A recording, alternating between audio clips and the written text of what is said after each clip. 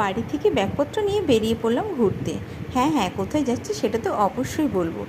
এটা দেখতে পাচ্ছ, এটা হচ্ছে হুগলি সেতু, যেটা আমরা ট্যাক্সি করে পার হচ্ছি। তারপরে কি, তারপর ডাইরেক্ট নেমে পড়লাম একেবারে ট্রেন থেকে নেমে আবার ভিডিওটা করা স্টার্ট করে দিলাম। এবার উঠে যাব আমরা গাড়িতে।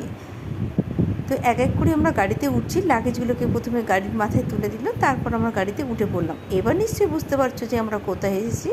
হ্যাঁ, ঠিকই বুঝেছো, আমরা এসেছি পুরীতে ঘুরতে। এর আগেও একবার এসেছিলাম, আজ থেকে 6-7 বছর আগে, আর এই আসলাম। সত্যি, সমুদ্রের দিকে তাকালে মনটা স্নিগ্ধ আর পবিত্রতায় ভরে ওঠে। আমরা ফ্যামিলিতে কয়েকজন মিলেই কিন্তু ঘুরতে এসেছিলাম।